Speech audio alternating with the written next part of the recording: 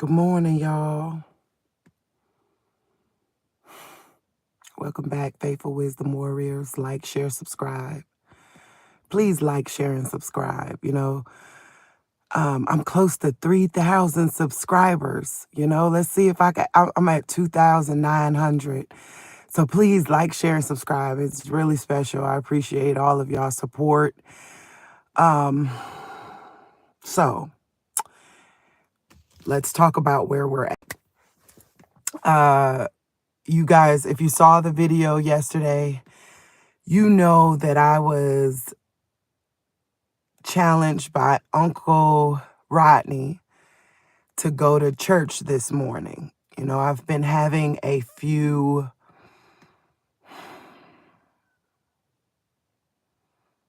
situations in Kentucky where it's obvious that, they wish I'd never showed up, but not in Edmonton. That's important to know.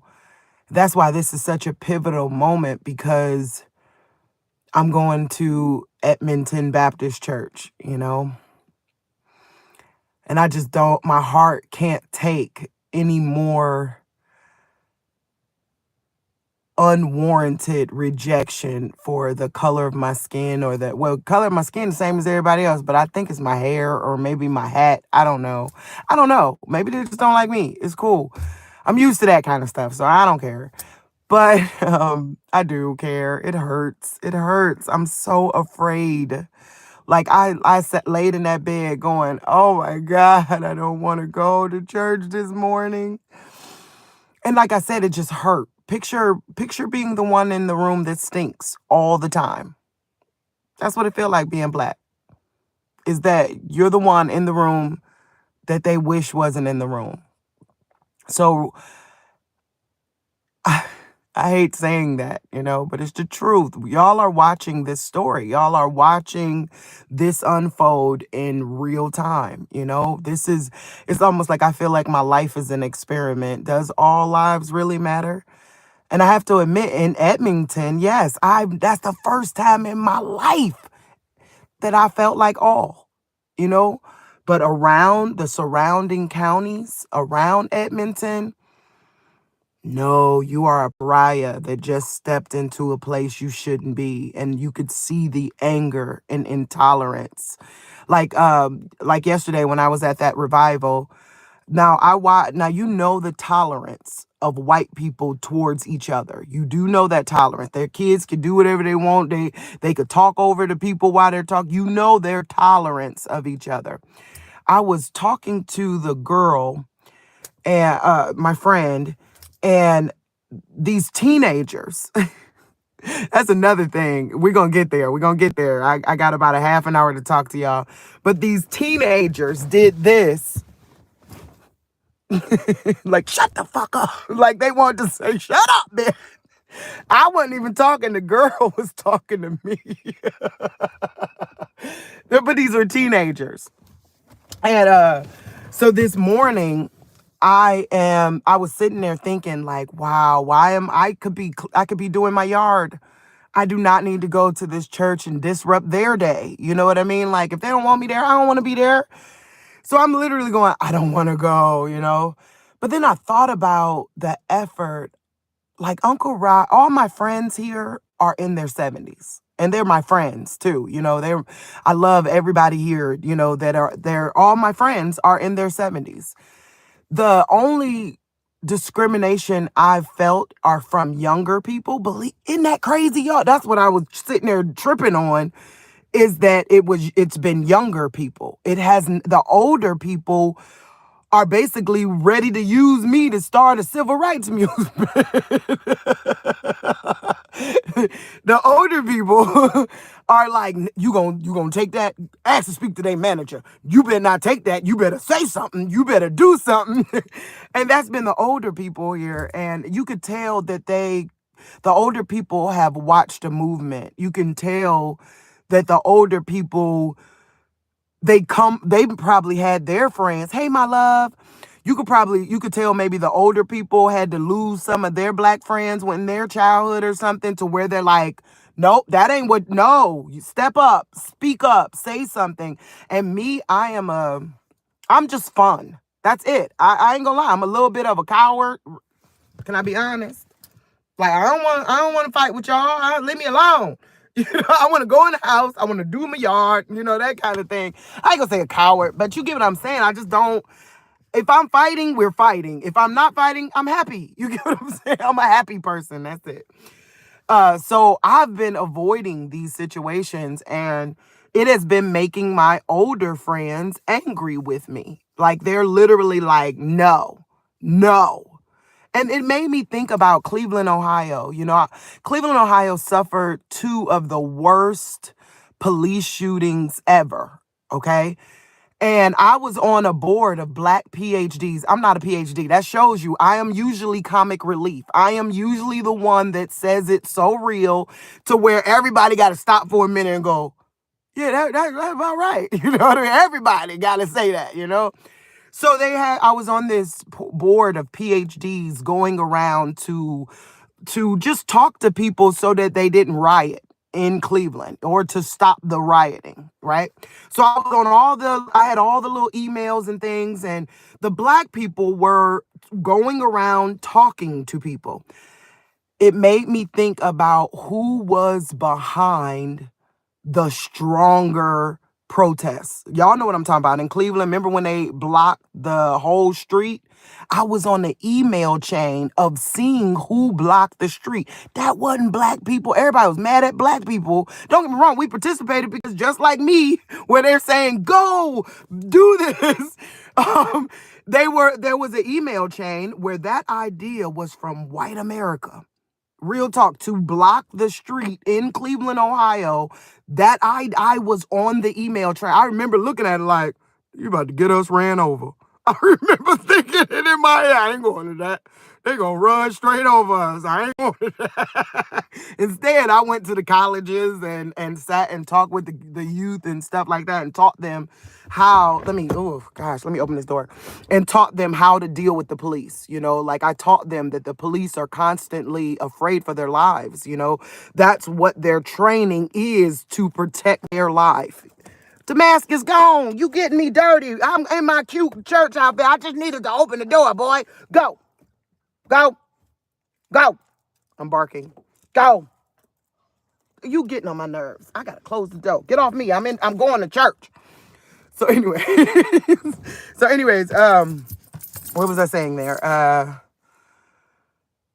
Yeah, so that's what I taught the children, was to be compliant to the police, you know, because they are afraid, you know, they don't know what bag you're about to come on. So do everything that they say, put your hands up. The goal is to get home. That's what I used to teach. Me and my colleagues used to teach. We gave out little pamphlets on what to do when you see someone with a gun. Don't say a word, leave, tell after you're to a safe location.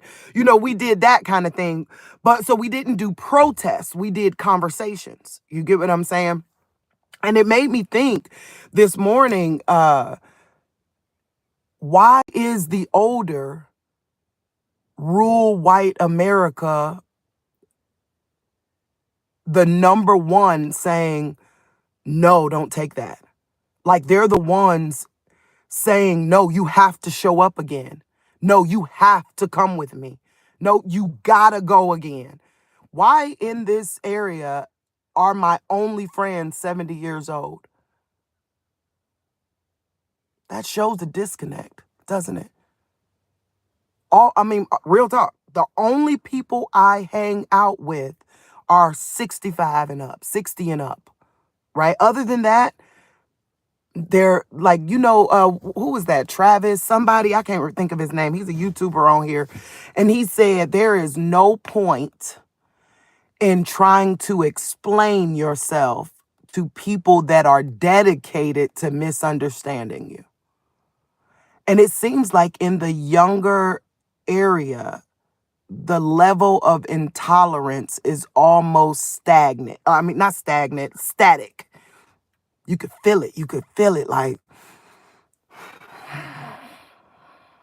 it's almost like they vibrating. But the older people here, it's like you could tell they've been through an era. You could tell they probably lost friends and lost love. It's like that movie, Y'all remember Medea witness protection, I think it was, where the older lady was the cool one and everybody else was the ones where you like, y'all tripping. You know what I'm saying? It's the same thing. It's like you could tell their grandparents feel some kind of way about their error and is saying, no, I've lived long enough to know that all lives really do matter, that you really do, like, you're really my friend, I really do value you, I really want you around. Don't get me wrong, they say crazy things, but it be like a shock jock. It don't be, you could tell no one's trying to hurt me in the older community. In the younger community, not so much. You know what I'm saying? I'm just being honest. And that's what my friend yesterday, the younger girl, she was the younger girl. She said, you think maybe God sent you here to disrupt some of this? And I never thought of it that way, and I never will. I still don't think of it that way. I think of it more, because not disrupt. I think more, to be honest, what I've always been.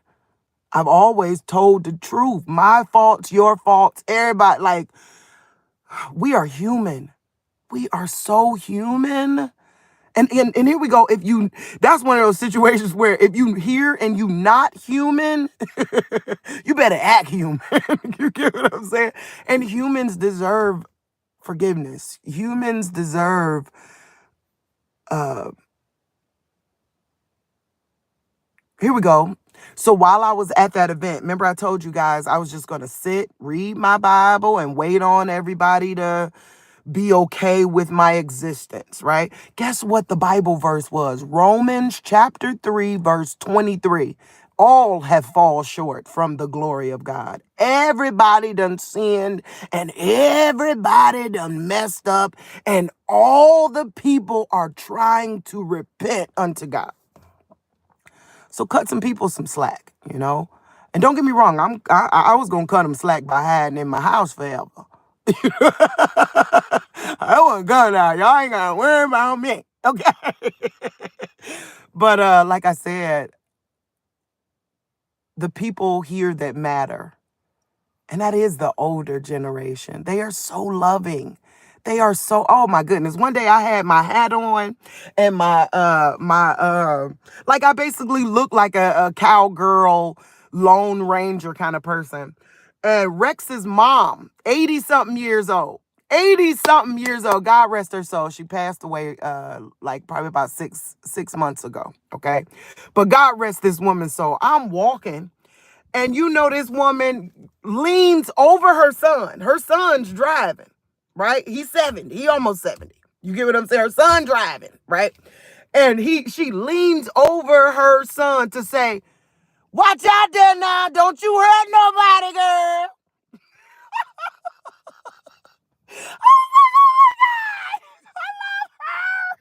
I love her.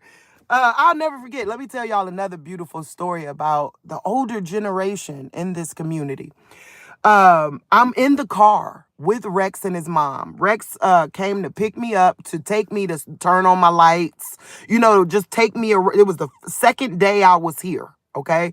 He took me to the phone company, all that kind of stuff, get the internet, all that kind of stuff. So that was sweet of him alone, to come take me to do those things.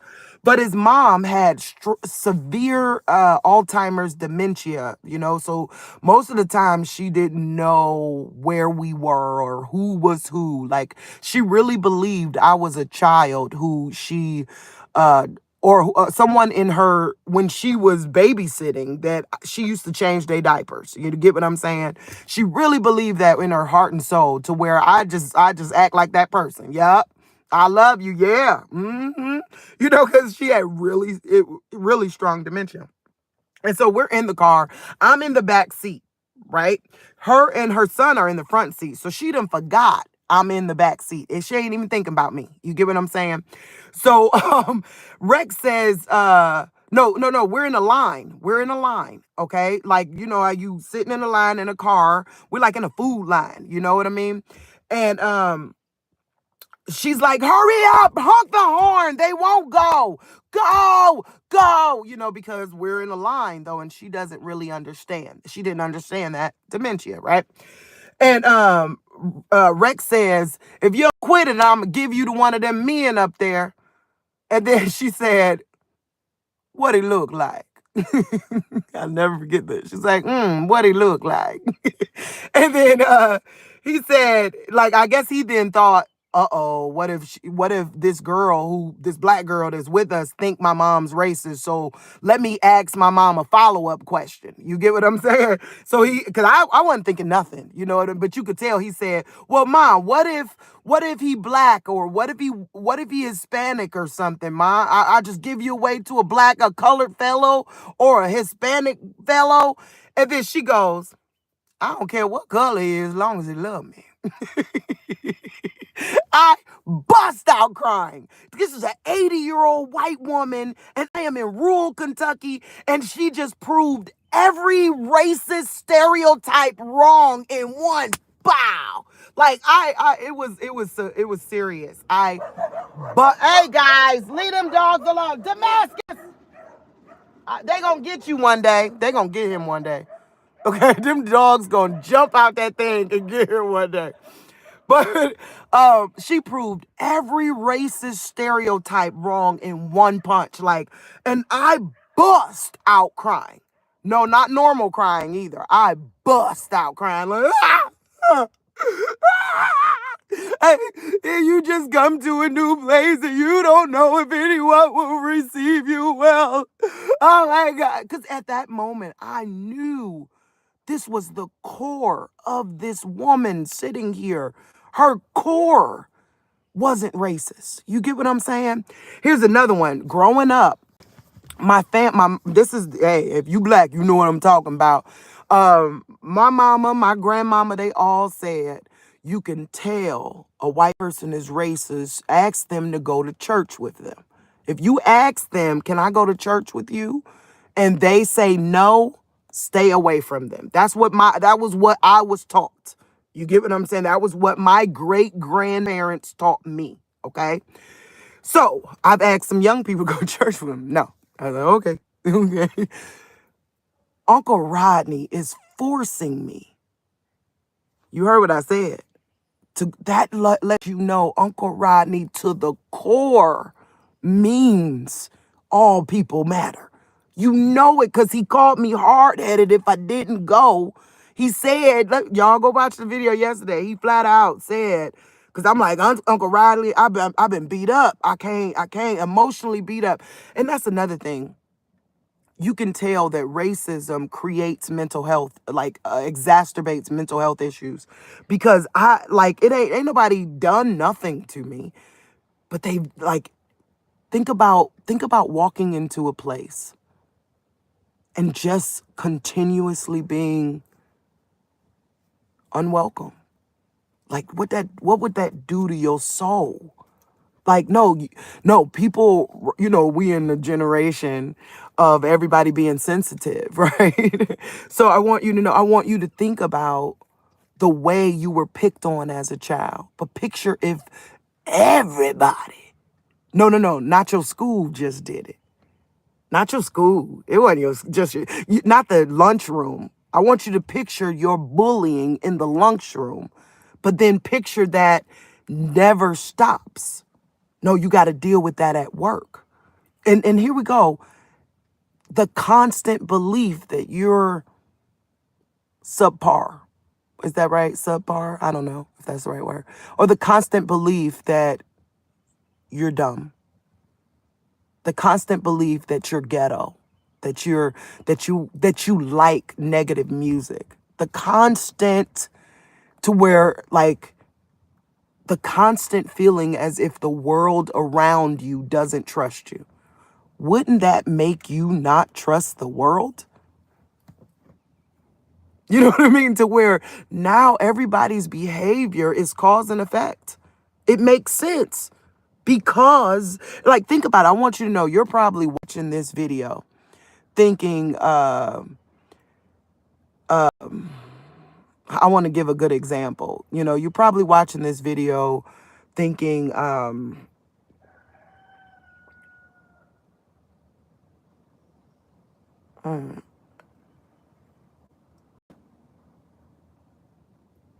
I lost where I was going with that one. I was about to say cause and effect, but maybe that was it. I'm just justifying again. I won't do that, Father. I hear you. I hear you.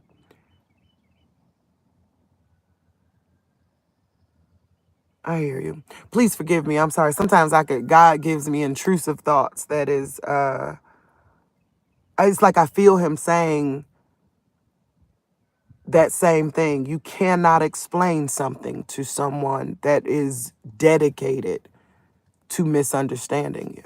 That is the curse. I hear you, Father. He's saying it's a curse. I feel him saying that is the 400 years. That is the Judah being put into exile and slavery. That is it. And so what do we do, Father? I think we show up. I feel that in my soul. I think we show up. So I just wanted to do this video to say I'm afraid, shaking in my boots, but I'm going. I'm afraid, but I'm going.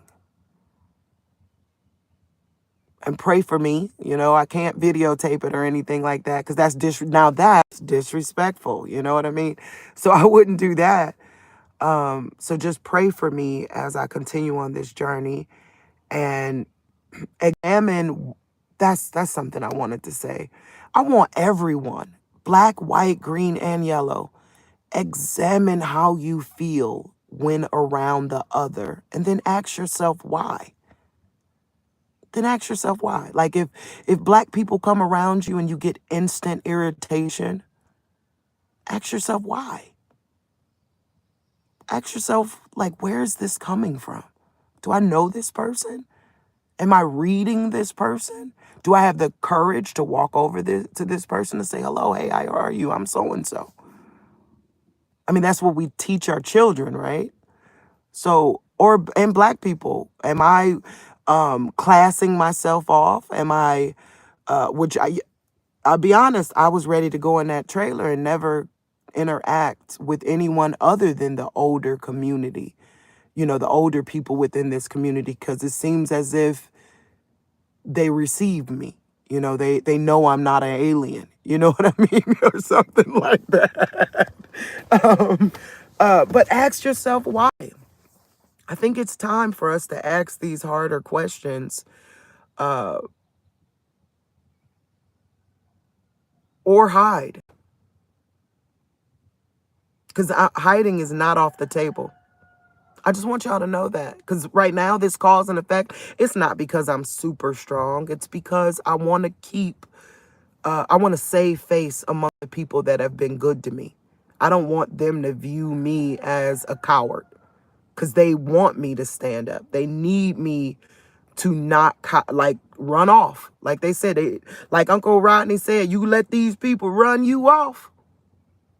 He used such a southern word to run you off. Y'all know we done seen that in the movies where they done ran off somebody. You know what I mean? So him saying that was like, I don't want to be no sucker, so I'm going to go, Uncle Rodney.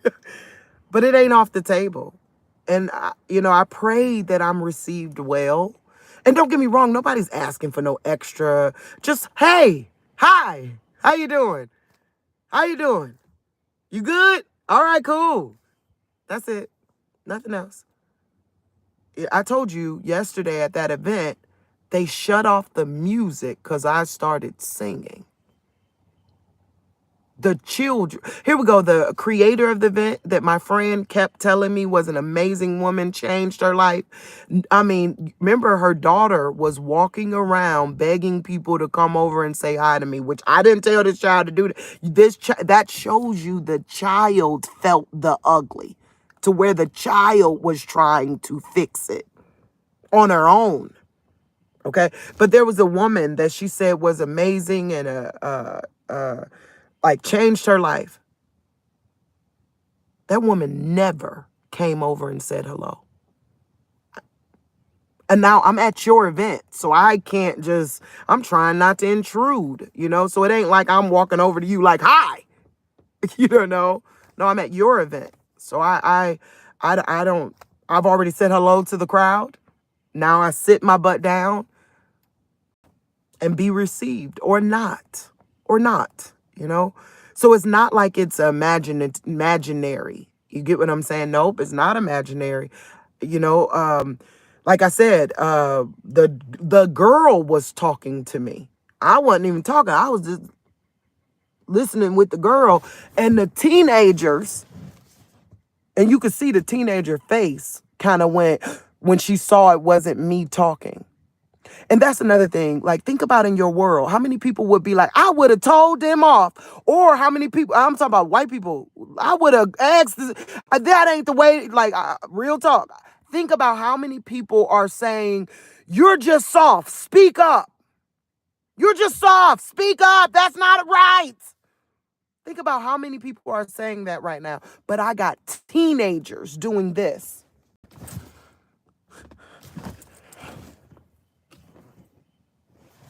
What am I supposed to do? Tell me what I'm supposed to do, y'all. I'm a people pleaser. I'll do whatever you say. Whatever you say do, I'll do it. Shut up, sit out. You want me to go? Because remember, Auntie, with the Walmart situation, Auntie Rita said, and Rex, get your butt on, dog. And Rex said the same thing. You should have asked to speak to the manager, told them your lawyer would have been calling them. This woman already started yelling, you're being disrespectful. She started making a scene in a rural Walmart where I've been here a year and I have physically with my own eyes seen 4 black people in a year. So what am I supposed to do? Am I supposed to what? I don't. So going in my house and staying is not off the table. But in order to save face with my friends, and then basically not be a sucker, not be a punk, because that's how they did me. Like, you a punk, you being hard-headed. You said you need God, you better come to church tomorrow. And that's why I'm in love with them. Because I told you what my grandparents said. If they don't invite you to church, don't trust them. It's the truth. It's the truth. I asked, like when I first moved here, I was hanging out with some people and I asked them, I asked the wife, could I go to church with you guys? She said, no, you can find your own church. That's what she said. Needless to say, I don't hang out with them no more. I already know what it is. Okay. So, so I'm going,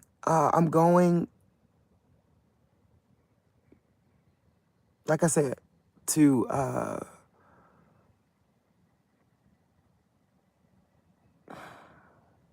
save face with my friends so that they'll know I'm not a sucker, not a punk. I ain't no punk, bitch. Excuse my language. But I'm not, so I'm gonna go. And here we go. I got some problems, okay? Here's the problems. One, I don't have a dime in the world and it's a Baptist church. I went around my house and gathered all the change I have in the world. I pray they don't judge me. I got all the change. I'm going to give them every change, silver change I have, I'm going to give to this church because I don't have a dime in the world. 2, I ain't got no stockings. I got a dress on. I hope I'm going to be received, because it's a Baptist church. You don't go to no Baptist church. I'm being respectful. Thank you, fam. Hey, baby. I'm being respectful.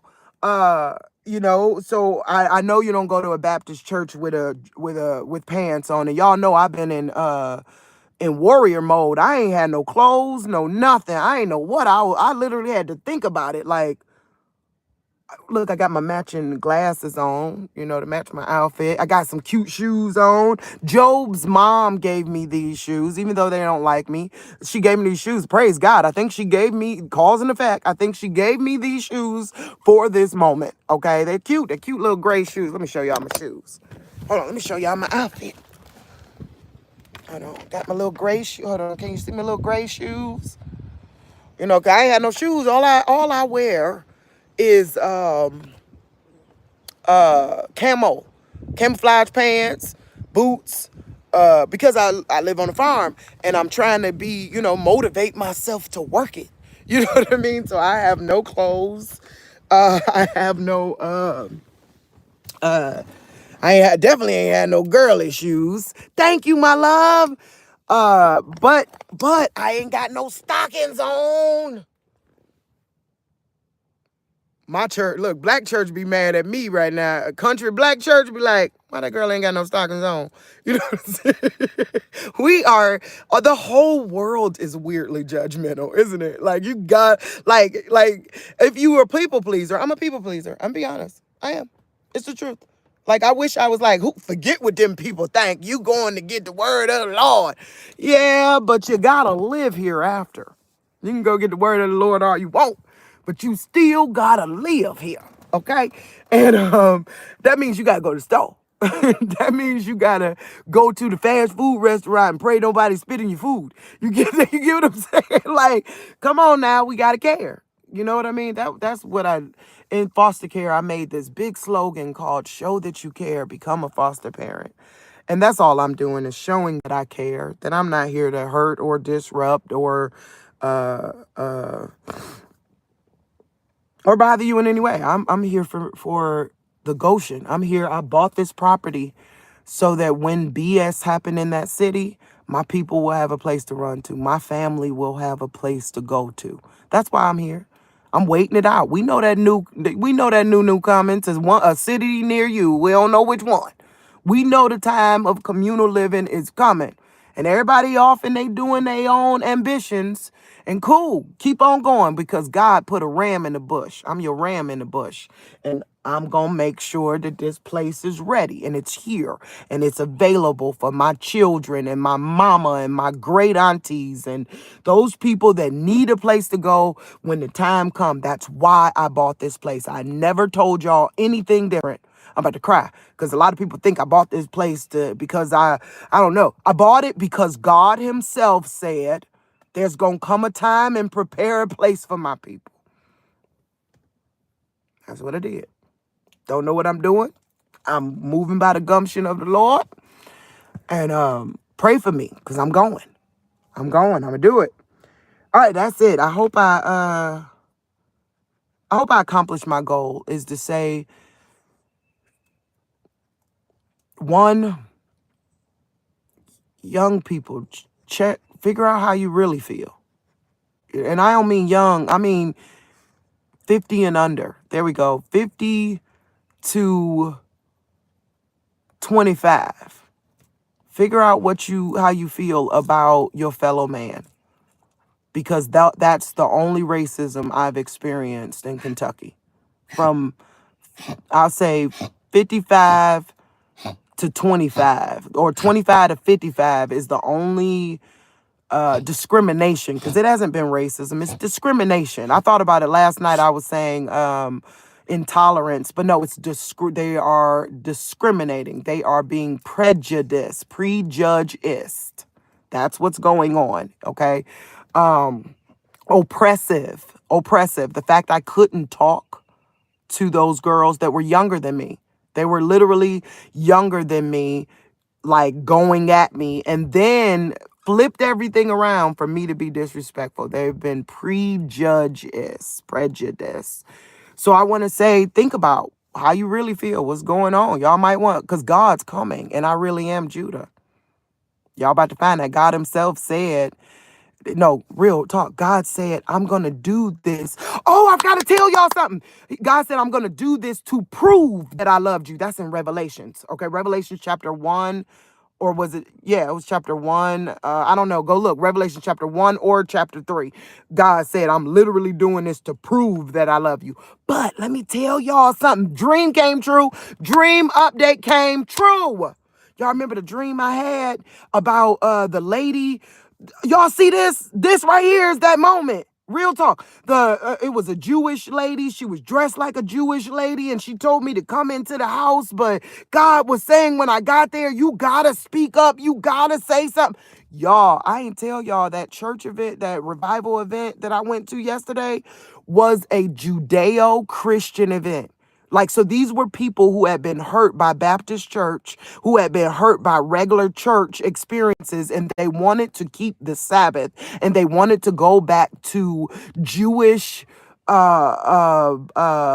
principles, biblical principles. So that is where I was at. I want y'all to know that. Okay, so it was literally like, and God himself was saying, I want you to let these people know that you're Judah. This was a dream. This was happened in a dream. And remember, in my dream, go look at the one about the dream. When I woke up, I had to tell y'all the dream right away. In my dream, I was literally going, I don't want to deal with none of this. I don't care if they know who I am. I know I'm Judah. I know about the identity theft. I know those that say they are Jews but are not, but are actually the synagogue of Satan. I know that. I don't need nobody else to know it. I'm good. Okay, I don't want nobody to. Y'all, did the dream come true? I'm talking about, I was there. The outfits. Remember I told you about the ladies with the outfits, and they were dressed like Aunt Jemima. So I'm just gonna pray for those people at that church. Real talk, because I'm telling you, God himself said, I care. In that dream, go back and look. So it all played out in real life. I end up going to a place that...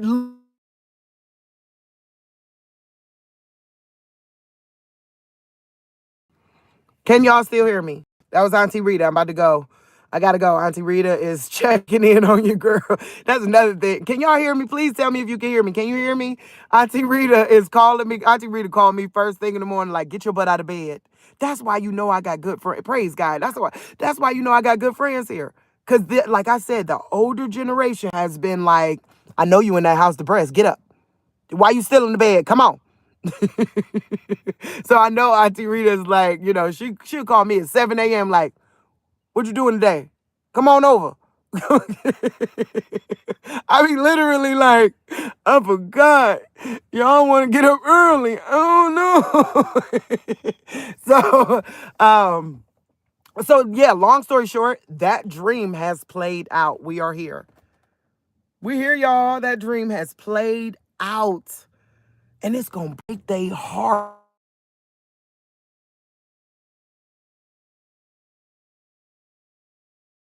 Rita. Okay, I gotta go because Auntie Rita calling me back to back. I love her. I want her to know I'm on my way. But that dream has played out. We are here, and it's gonna break their heart when they find out that they weren't, like, that God's mad about discrimination, prejudiceness, because you don't know if you're entertaining an angel. I'm just saying, we don't know. Love y'all. I gotta go. Going to church. I'm gonna take some pictures. I'm gonna take a picture with Uncle Rodney. I'm gonna try my best. You know what I'm saying? I'm gonna try to give y'all the inside flavor. I love y'all. Bye.